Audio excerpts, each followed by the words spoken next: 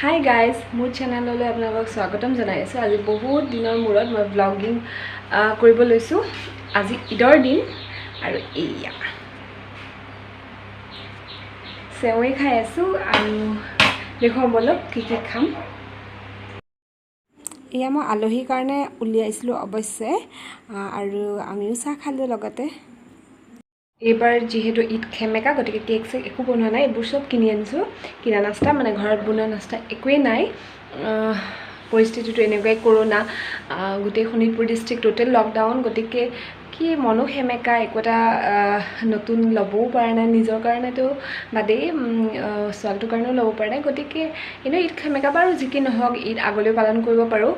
পৰিস্থিতিখিনি যাতে সোনকালে ভাল হয় তাকে কামনা কৰিছোঁ আৰু যেনেকৈ পাৰোঁ তেনেকৈ চেলিব্ৰেট কৰিম। কিনো আৰু ফূৰ্তি কৰিব মানুহক দিন এটাহে লাগে, হয়নে নাই? গতিকে চাই থাকিব ব্লগটো লাষ্টলৈকে, কি কৰোঁ কি নাই, আজিনো কি বনাওঁ, ক'ত যাওঁ, চব দেখুৱাই থাকিম।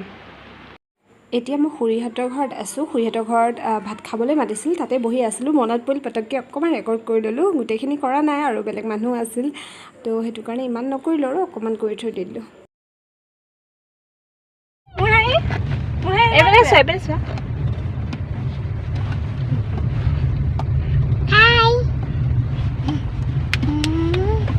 ঈদ মুবাৰক কোৱা। ঈদ মুবাৰক। এইডাল কি কৰিছা আকৌ?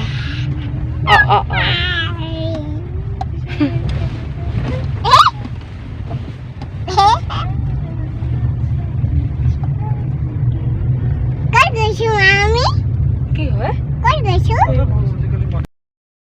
এতিয়া মই ভাবিলোঁ আপোনালোকক অকণমান চাৰিওফালৰ পৰিৱেশটো দেখুৱাই দিওঁ, গোটেই সেউজীয়া পৰিৱেশটো।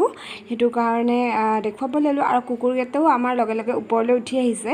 আৰু এয়া চাওক, গোটেইখন একদম গ্ৰীণ হৈ আছে। আৰু সেইকেইটা সেইকেইটাও মই অকণমান আপোনালোকৰ কাৰণে ৰেকৰ্ড কৰি ল'লোঁ। মহকেইটা তাতে খাই আছিলে আৰু এইপিনে পিছপিনে খেতি হয় সেইটো চাইডে, সেইটো কাৰণে গ্ৰীণ বেছি। আল্লা পঢ়িব গৈছে।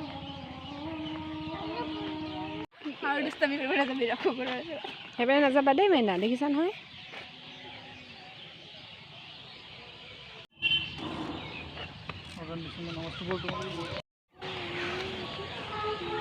এতিয়া আমি ঈদ চেলিব্ৰেট কৰি আছোঁ, ঈদ খাব আহিছোঁ। আৰু আপোনালোকৰ লগত পূৰা পৰিৱেশটো গ্ৰীণ শ্বেয়াৰ কৰি দিছোঁ। আৰু এই মাইনাক চাওক কি কৰি আছে। ক'ত গৈছে?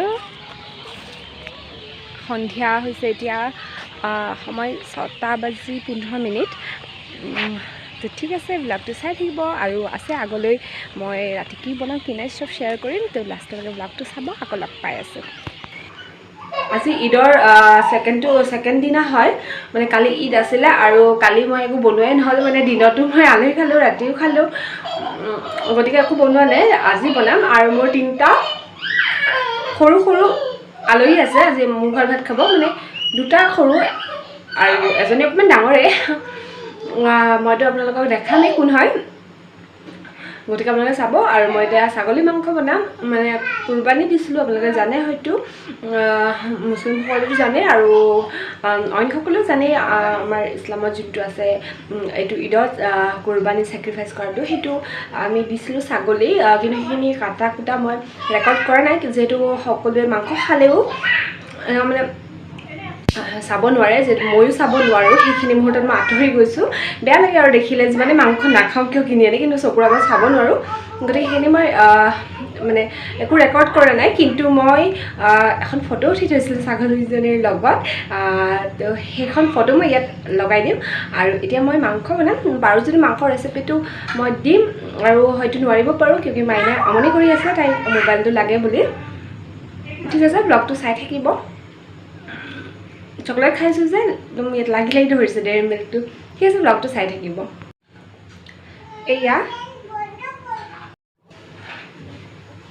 এয়া ছাগলী মাংসখিনিত মই পিঁয়াজ কেঁচা জলকীয়া মিট মছলা তাৰপিছত গৰম মছলা জিৰা ধনিয়া পাউডাৰ আৰু জলকীয়া গুড়ি পাউডাৰ হালধি পাউডাৰ আৰু নিমখ দি মেৰিনেট কৰি থৈছোঁ আৰু চিম্পলকৈ বনাম মানে মছলাখিনি ভাজি নাথাকোঁ বেছি দেৰি এতিয়া কুকাৰত মই তেল দিম তেল গৰম হোৱাত এইখিনি ঢালি অলপ সময় ভাজিম যিহেতু ছাগলী মাংস হয় অলপ সময় ভাজাৰ পিছত তাৰপিছত পানী দি বাছ হুইচেল লগাই দিম মই ইয়াত দৈ এড কৰিলোঁ হয় মই বিচাৰিছিলোঁ কিন্তু দৈ নাপালোঁ যিহেতু মই বহুত গৰমৰ কাৰণে পটাপট কৰিছোঁ সেইকাৰণে মই মছলা বেছি ভাজা নাই গোটেইখিনি একেলগে মাংসৰ লগত মেৰিনেট কৰি থৈছিলোঁ আৰু কুকাৰ গৰম হওঁতে মই তাতে তেল দি দিছোঁ আৰু তেলখিনি গৰম হোৱাত মই মাংসখিনি দি দিছোঁ আৰু মই অলপমান সময় ভাজি থাকিম এইখিনি যিহেতু ছাগলী মাংস তো ভাজিম ভালকৈ অলপ পানী দি পেলাই ভাজাৰ পিছত মই লাষ্টত ফাইনেল পানীখিনি দিম আৰু ঢাকনখন লগাই দিম চিটি মৰাৰ পিছত মোৰ তৰকাৰী ৰেডি হৈ গ'ল এয়া দেখিছেনে মোৰ এইখিনি তৰকাৰী ৰেডি হৈ গ'ল বহুত টেষ্টি গ্ৰেভি টাইপৰ বনাইছিলোঁ বহুত ভাল লাগিছিল খাবলৈ আৰু এইখন ফটোখনো মই এড কৰি দিছোঁ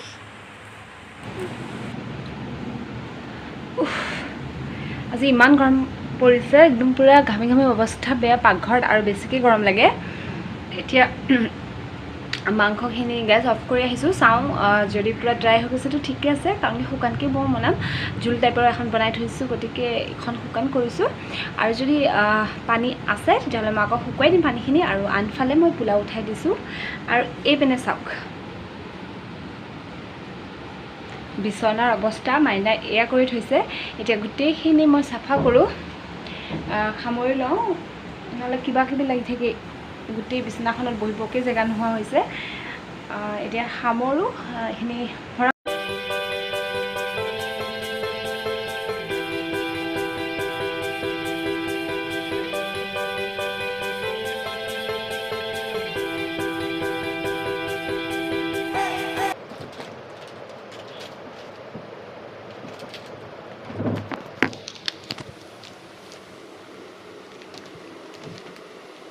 গ'ল চাফা এতিয়া অকণ ভাল লাগিছে বিচনাখন দেখি পেলাই পূৰা লেতেৰা হৈ আছিলে ঠিক আছে মই পোলাওৰ চিটিকে মাৰে চাওঁ কিয় এইটো কুকাৰটো কেতিয়াবা চিটি নামাৰে আৰু যেতিয়া আলহী চালহী অহা কথা হয় সেইটো প্ৰব্লেম তেতিয়াই দিয়ে সেইকাৰণে অকণ ভয় লাগি থাকে গতিকে চাই লওঁ কিয় মাৰা নাইবা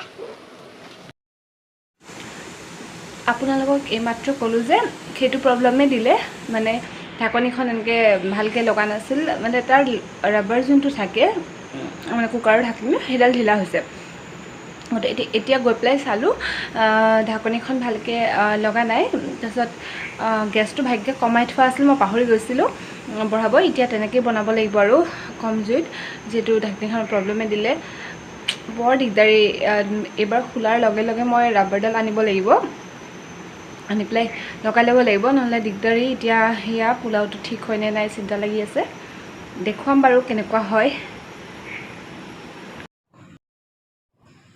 পোলাওখিনি ভালেই হ'ল মই কৰি আছিলোঁ কিন্তু ধুনীয়া হৈছে এতিয়া ৰেডি কৰোঁ চব উলিয়াওঁ মানে উলিয়াই পেলাই বাঢ়ি লওঁ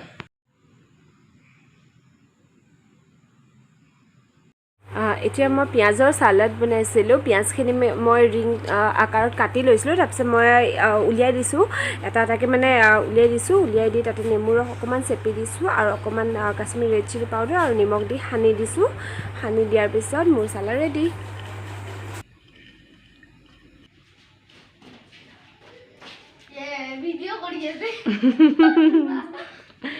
পানী আনিলি আলহী কেইজন আহি পালে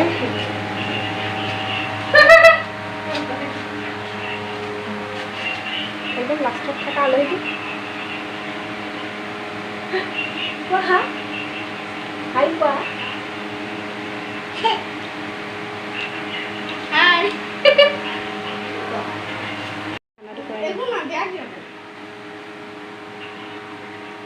এতিয়া এই আলহীজনে ক'ব কেনেকুৱা লাগিল খাই ক একেবাৰে মজা লাগিল খাই পেলাই পেটে ভৰি গ'ল আজি মোৰ খাই এনে নভৰে এনেই নভৰে আজি একদম পেটে ভৰি গ'ল মোৰ খাই ঠিক আছে